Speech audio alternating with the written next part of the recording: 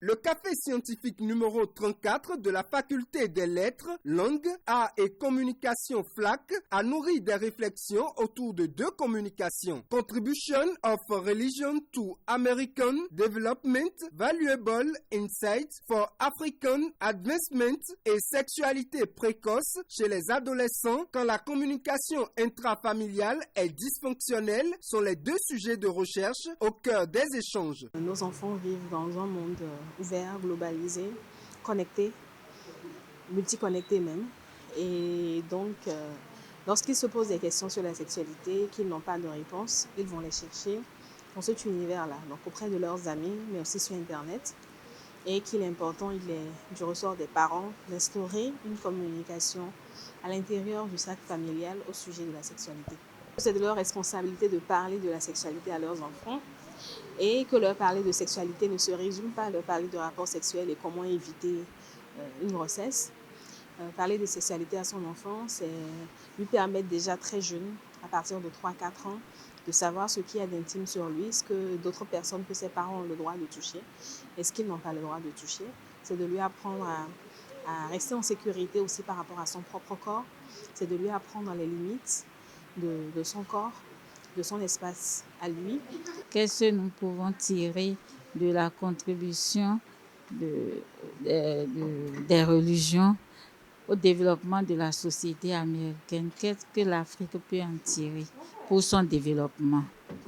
Donc, je suis partie du départ de la fondation même des États-Unis comme peuple, parce que c'est au XVIe siècle qu'il y a eu cette vague de personnes, de peuples qui ont quitté l'Europe pour fonder les États-Unis d'Amérique.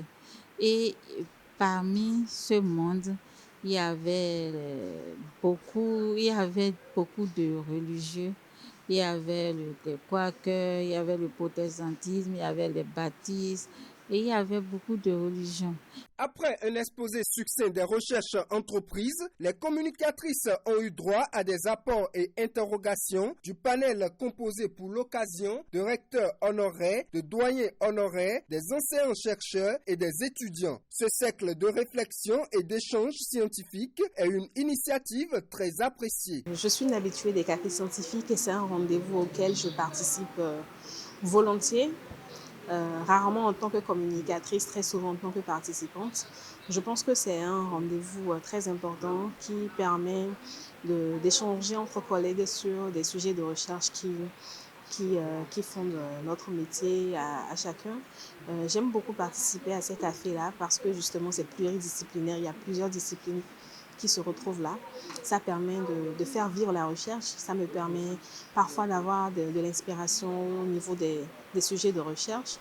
Et puis ça me permet de garder l'esprit ouvert, de rester ouverte aux autres et d'entrevoir parfois des thématiques sur lesquelles plusieurs sciences peuvent se retrouver.